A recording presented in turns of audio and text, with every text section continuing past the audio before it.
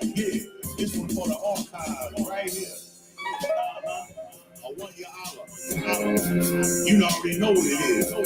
A $1 to get ready to get it in. UPK, forever entertainment. About the cup, I forgot. The world that's crazy. I done seen it all, you can't amaze me. If you have enough money, you can pay me. The money sell my soul, you can't play me.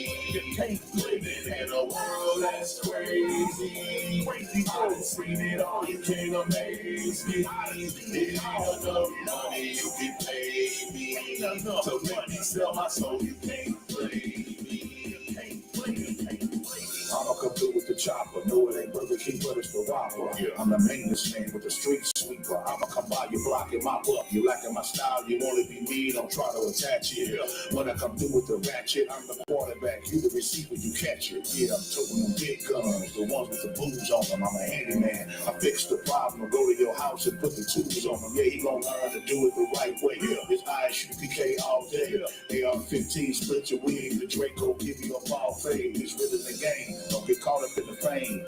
I'm taking aim when you step on my name. I sacrifice my life for this truth. We ain't the same. Yeah, I'm giving you words of wisdom. Stop the excuse being a victim. You say you love your brother, but you tricked him. Robbing for his bag and you stick them. You get no applause. You get no reward for killing your brother, man. You say you're tired of oppression and turn around and put the gun on the other man. Yeah. Life is warfare. Destroy my enemy. Give him death with a pallbearer. Release the curses. Worse than the Jewish Holocaust. I'm living in a world that's crazy. I done seen it all, you can't amaze me. If you have enough money, you can pay me. To make me sell my soul, you can't play me. You can't live in a world that's crazy. I done seen it all, you can't amaze me. If you have enough money, you can pay me. To make me sell my soul, you can't play me. You can't play me. I can get you with a knife or a pistol. Yeah. Instead, you dangling at the end of my sentence like a participle. I don't have a price, I can't be bought. I'll never sell out, I can't get caught. I got tons of money in my wallet. If you don't comprehend, it ain't my fault. Driving straight down the road in my own lane, I ain't swerving, kid. Yeah. I'ma say it and stand on it and do it like I always did. Yeah. I got the chopper in the trunk with a hit this shot. I'm moving around so fast, you aiming at me, I'm making you miss. Yeah, I'm on the hit. I'm on the go, I stay lit. I could be at the bottom of the barrel and still make it to the top, cause I don't quit.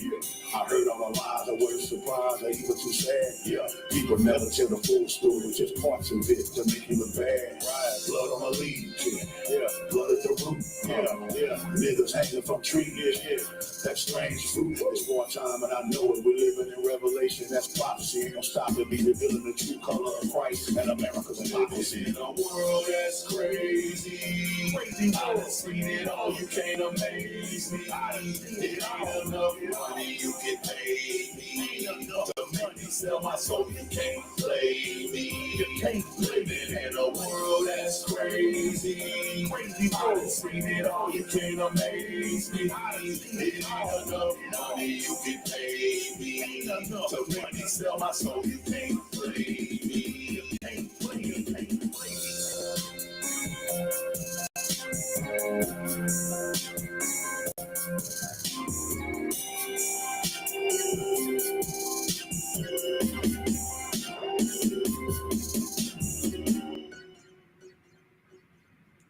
All right, clap it up, clap it up. All right, everybody, it's the Israelite School of Universal Practical Knowledge. Started out of 1 West 125th Street, Harlem, New York, under the amazing, commanding General YAHANNA, the most controversial man in America. All right, why? Because he is a man who is upright in righteousness, who never dropped his sword and continues to raise up Blacks, Hispanics, and Native American Indians out of the rut, right? Out of the rut and the poverty, mental poverty that we're in, the mental depression that we're in, right? The mental disorders that we're in, to raise up our nation of Israel, the 12 lost tribes, right? To be autonomous, right? To be a separate nation under God's laws, right? Under his ordinances, right? under his commandments in order to be a great nation, in order to set us apart and to set us back on top where we need to be, controlling the kingdom of heaven in a righteous manner. All right? That's right. And we owe that to a man who is unlike unto Moses, right? And that is Commanding General YAHANNA, all right, of the I.S.U.P.K. Since 1969, we have been grinding and raising up our people, man, the 12 lost tribes, all right? I want to get into today the title of today's lesson is the lying disorder of Esau. The lying disorder of Esau, right? Officer Yakaban is the one that got everything right. I'm saying I walked in here, was able to start at 2 o'clock. And that's how we're raised by Captain Yatazak. See what I'm saying? We don't need Captain Yatazak to be here or on the way here, on our backs, because he's raised us enough for us to be able to do it on time and do the right thing. All right. So big ups to Officer Yakaban for having everything ready to where class could start at 2 o'clock. Give the brother a hand, man. All right. That's the spirit of the Lord, and that's what the younger brothers, the young men and the troopers, that's what they're looking at. You know what I'm saying? So you keep that same zeal, all right? You did an excellent job, all right? Okay, so now the lying disorder of Esau. So before we go on, there are people who know who Esau is, but Esau is the progenitor of the Edomites, right? He is the father of the Edomites, which is all so-called white people on this planet. All so-called white people on this planet are the children of Esau. We don't care about them being Dutch. We don't care about them being Russian, right? They use names like I'm Polish, right? I'm Norwegian, I'm Italian. They are Edomites, right? All of them. All right, there's only 18 nations on the planet, and in the I.S.U.P.K, we're taught all the players that's in the Bible.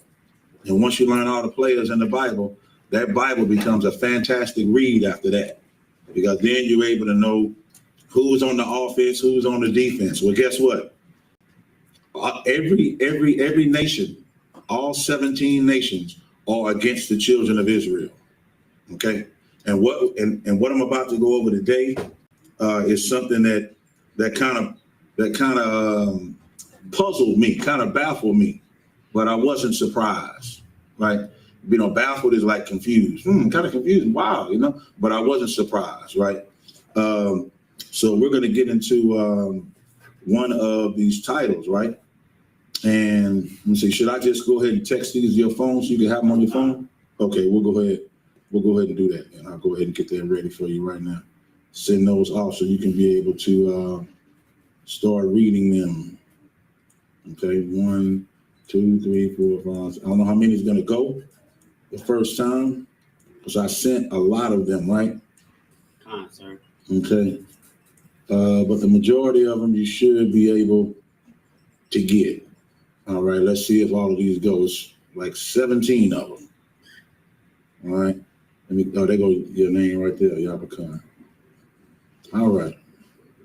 So there's only there's a limit of seven attachments that went. All right. There's 7 attachments that went. So we'll start with those 7. Once we get, if we even pass those 7, you know what I'm saying? Then I'll read the rest from my phone. All right. So now, in the scripture that I want to pull is Psalms. So if somebody could give me that. We're going to go to Psalms chapter 58, right? And we're going to start at verse, we're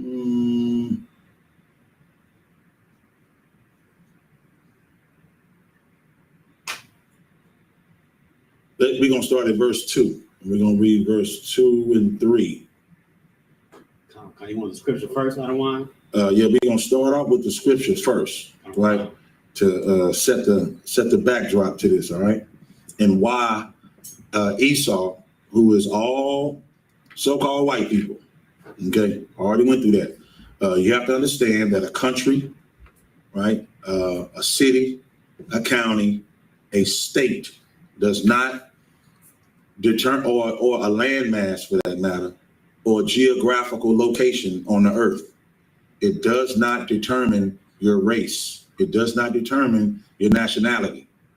Okay, although it could weigh in on your citizenship, right?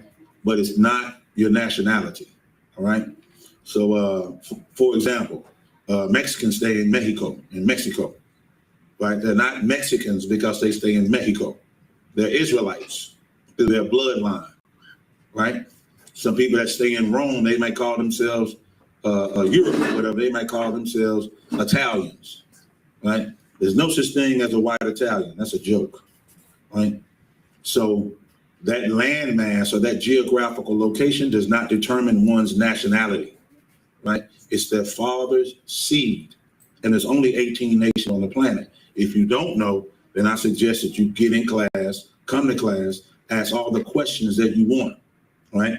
We're going to prove today that Esau, the father of all the white people on the planet, indeed has a mental disorder, a lying spirit and a mental disorder. All right, so we're going to get the scripture first, Bible Kashaf. Khan. This is the book of Psalms, chapter 58, verse 2. Yea, in heart ye work wickedness. In heart what?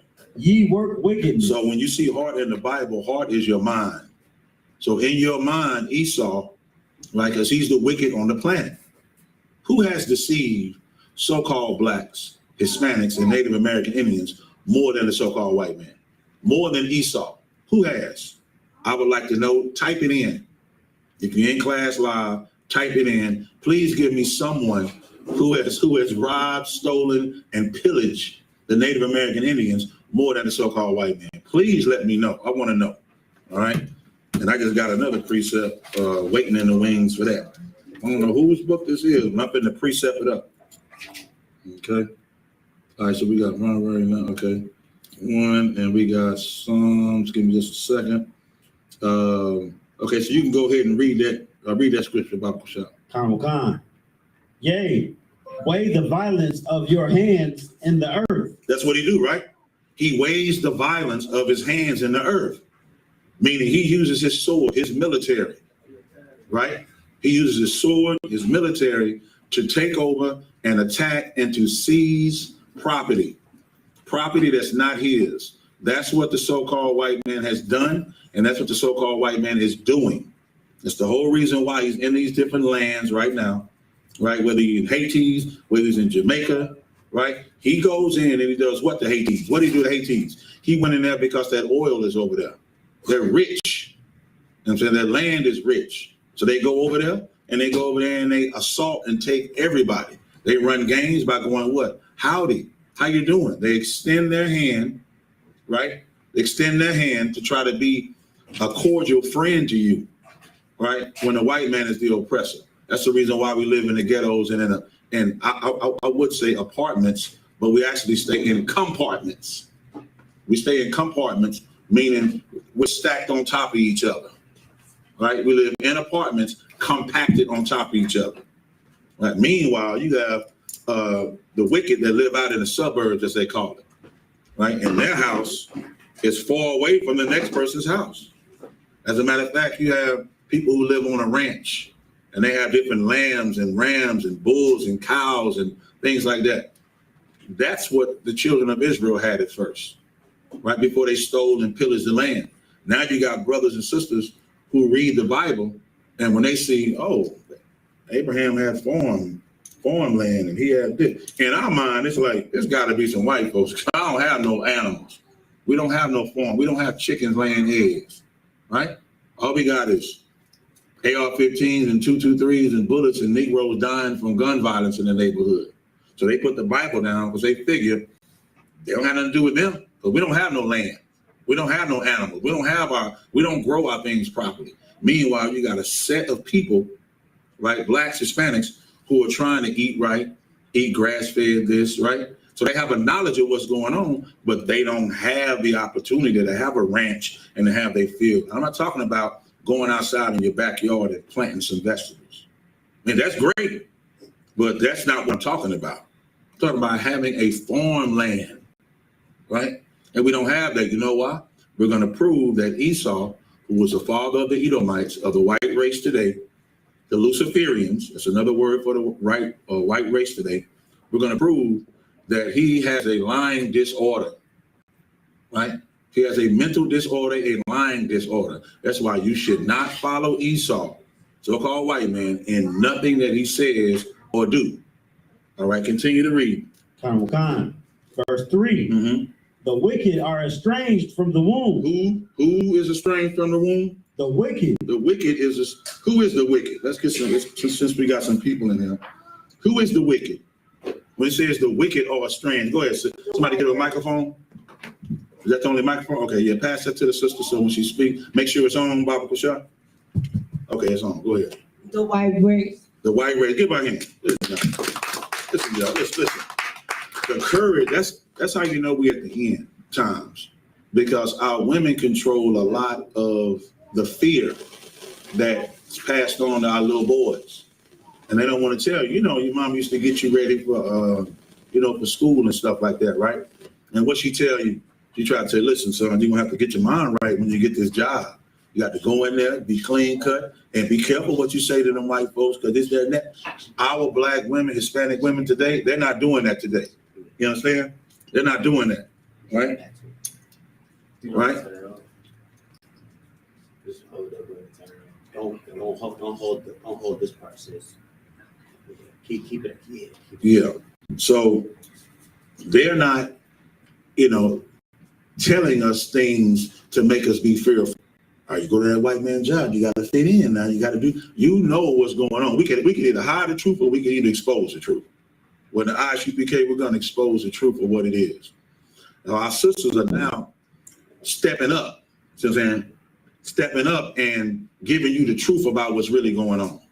Like the sister said, she know who the wicked is. Say it, and then teach your children as well. So we know who the wicked is. That don't mean we're going to act like them, but you have to identify your enemy.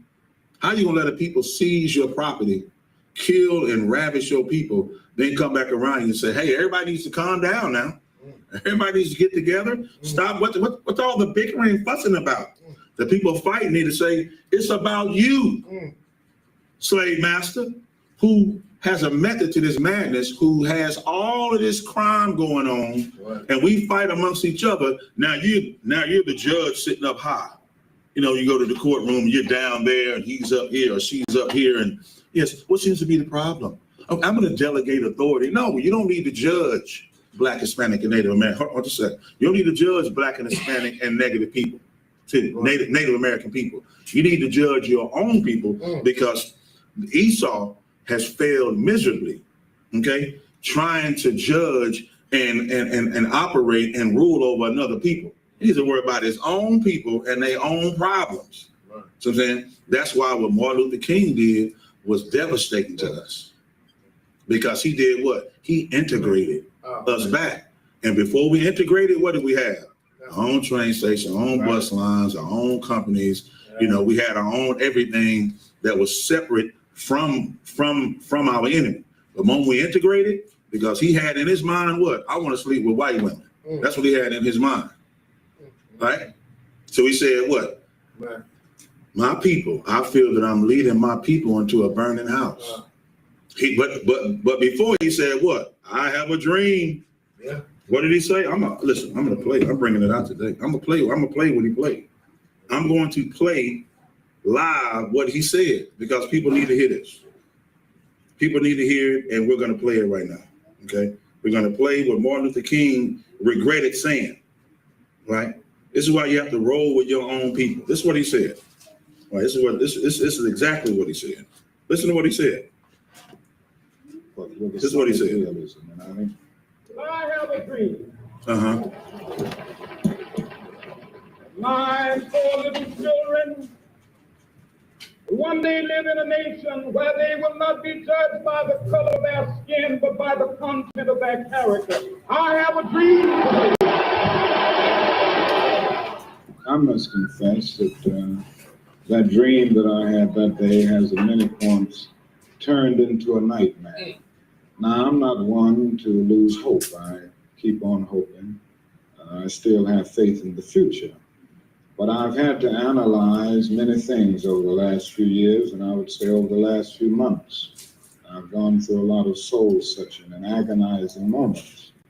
And I've come to see that we have many more difficult days ahead, and some of the old optimism was a little superficial, and now it must be tempered with a solid realism. And I think the realistic fact is that we still have a long, long way to go, and that we are involved in a war on Asian soil. Right after that speech, they shot him in his damn head. He said that I have a dream. He wanted little black boys and little white girls to be together holding hands and this and that and that. It sounds good. It really does. It sounds magnificent. It's pretty. The flowers come out, the doves start to fly around, and the magician pulls the rabbit out the hat, and everybody claps, and it's amazing. We are the world, huh? Right, exactly. Right. But then it turned into Michael Jackson looking at the white boy when he was singing "We Are the World," and he was off key. He looked at the man, you know what I'm saying, but he held it in. All right, and this is not the joke or bring any pun intended to anything. This is reality. Even Martin Luther King realized that he was bringing his people into a burning house, that he was being used to bring his people to integrate us with our enemy. They are our open enemy. They have always been our open enemy. You know, it's almost Martin Luther King. That's why I got to play it. You know what I'm saying? I mean, he even said, what I thought about earlier was a little bit superficial. It was a little bit superficial. I jumped the gun. And now that I think about it, I thought we was close, but we're actually a long way from coming together. But guess what?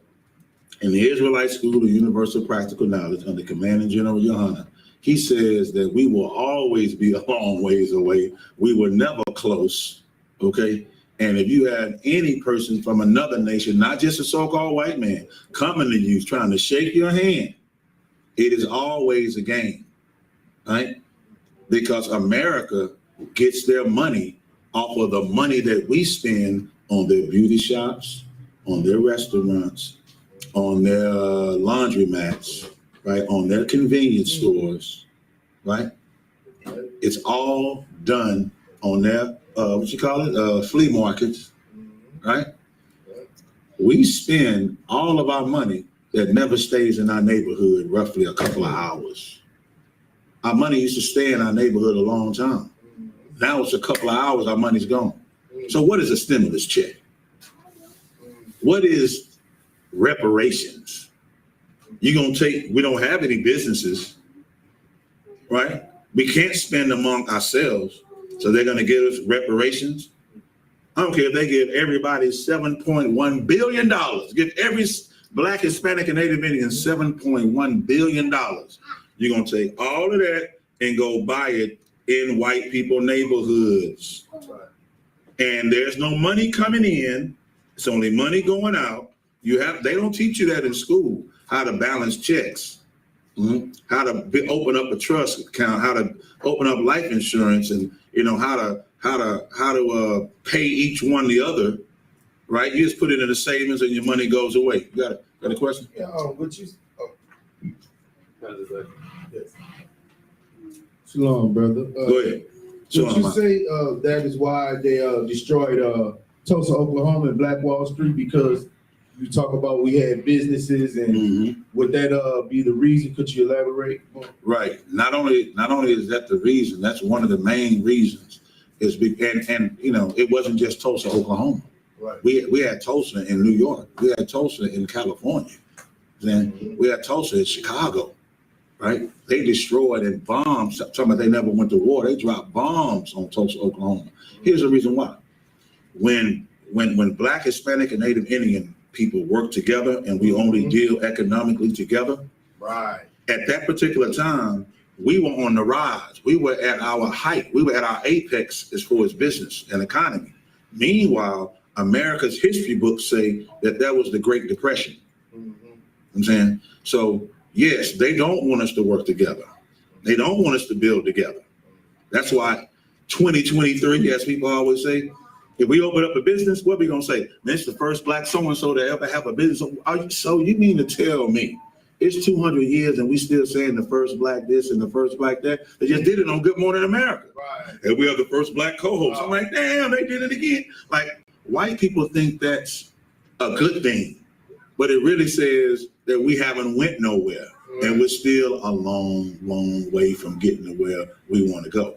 One thing the slave master knows, there has to be a slave master and there has to be a slave. And a slave master don't respect the slave. A slave master respects his enemies. So you're going to be a slave or you're going to let him know that he's your enemy, right? And speaking of that, real quick before I go into this, Martin Luther King was a follower and a disciple of Gandhi. And he went over in India and took the concept of the non-violent approach. So that's something about India, right? Gandhi had this, don't kill that cow. Don't you kill that roll on that wall, that's Uncle Willie. Don't you kill that fly out there, that's Aunt Bethel. So they don't kill nothing. So being a student under Gandhi, MLK took that and brought it over here to the Black Christian church. Now it's turned the other cheek. I'm gonna let you eat, pow, pow. Don't fight back. Let me tell you something. America know that you have to fight to get what you have. America, did they sit around at a round table and told the British to come and we're gonna talk this out? Is that how they got their independence? Does anybody know how America got its independence? What did they have to do? Go ahead. Going to war with Britain. They had to what? Go to war with Britain. They had to go to war. You have to fight. And can't nobody beat us at nothing. Literally, if you put a Black, Hispanic, Native American Indian and put them back to back in a boxing ring and tell everybody to jump in there from other nations and fight, it's going to be them same three people standing. Period. We're talking about Floyd Mayweather, Mike Tyson in his prime. Yeah. You know what I'm saying? And I don't know, George Foreman, whoever else in their prime. If you just had the best of the best, Muhammad Ali, all them sitting around each other, couldn't nobody get in the ring and conquer nothing. What the white man gonna do outside the ring, hold on, but what do you guys want? No, I'm not getting in the ring. You can hear me from here. What do you guys want? You want a helicopter or you want that? No, we want you to leave us alone. We don't want you to give us anything but space and time, you know what I'm saying, and peace. That's why the scriptures say that Esau, once he builds the kingdom of heaven, he will be eradicated off the face of the earth. That's what the scriptures say, right? Yeah, they're going to be in the kingdom working. It won't be a white man, listen, it won't be a Mexican man on a roof nowhere. It won't be a Mexican family in a strawberry field nowhere. It's going to be all Esau. Right. He's going to learn how to do it. Just real quick. And I feel sorry for him because I look at Undercover Boss, that show that comes on. And they have burger stands and stuff like that. The owner or the main man who started it all, he don't even know how to fix a damn burger. But then you got Clarence and Keisha who have been there for 25, 30 years who keeping his business afloat. But he don't know how to put salt on a burger. He don't even know nothing about throwing it out or nothing. Guess what? Esau gonna have to learn in that day. Because what was done to us gonna be done to him. And so he's not concerned for the love of us because he has an eternal hate forever. That's what the scriptures say. Another stuff I'm gonna pull up. He has an eternal hate for us forever, right? He's just worried about his judgment. He's worried about himself, right? All right. Okay, you got a question then we're gonna get into the definition of the title, all right? Go ahead. I'm glad you brought that out because the point I wanted to make was we just trying to teach our people how to defend against their tactics and their strategies. But our people act like we telling them to be the attackers instead of the defenders. Right. Listen, and that's all we're trying to tell our people, man. You know, is to beware of our enemies. And of course, Christianity says what? Love your enemies. Right. Not knowing what enemy that is. That's why you have to understand concept. Right. So when it says enemies, if anybody claims they know the Bible, everybody claims they read the Bible 3 or 4 times. Like church Christians, I read the Bible 3 or 4 times. All right, cool, no sweat. then you would know that after the death of Solomon, there was a split in the kingdom, right? Some went under Rehoboam, other tribes went under Jeroboam, and they were split. Christ came, when he came back on the scene, he came to the Son of Man come to get those that are lost and bring them together. And that was the whole point of Christ coming, to bring blacks and Hispanics back together, or the house of Judah and the house of Israel back together as one. That's the whole reason. Not to bring, because we were treating each other like enemies. You know what I'm saying? The Pharisees didn't want the people that were scattered to come back in because they had never been to a Passover. They wasn't circumcised. You see what I'm saying? And so they felt like, well, they're not Israelites. Peter, you know what Peter did in the book of Acts? Peter didn't want to hang with the centurion or nothing like that. You know what I'm saying? Until he realized why. Because it was unlawful for a Jew to keep company or to go into another nation. But what did the Lord show Peter? Don't call nothing that's uncommon clean. Why? Because he wasn't talking about meat. He was talking about the men who were Israelites, who were devout men, who had a good reputation with the Jews, but they had never, like us, we would be considered Gentiles. We weren't born in the land of Israel. You know what I'm saying? I went to my first Passover about 6 years ago. You see what I'm saying? So before then, I did birthdays, Christmas and Thanksgiving or whatever that Gentiles and heathens did. And that's a problem with Israel. The children of Israel, once we get into captivity under our oppressor, we are sick with it. We just end up making covenants, right, with the heathens and following after their philosophies and their doctrines and their ideologies and their customs. And we're supposed to follow after what the Lord tells us to do and follow the high holy days. Anybody know the next high holy day coming up? Not officer. Anybody know the next high holy day that just passed? Just passed? Right. I'm sorry. Go ahead. Hanukkah. Hanukkah, that's right. Get the sister here. Hanukkah, right? Was that your first one? See that? Her first, I'm not going to ask you your age, right? But that was her first one at her age. You see what I'm saying? And that, white man's the devil, y'all. I said that for that to happen, because why? They don't give us any time off during Hanukkah. But their Christmas, you get all the time off ever. Passover, most Israelites lose their job. That's the moment they lose their job. When they take 4 or 5 days off to go and serve their Lord. They got to take time off. But Christmas, they give you time, 2 weeks off.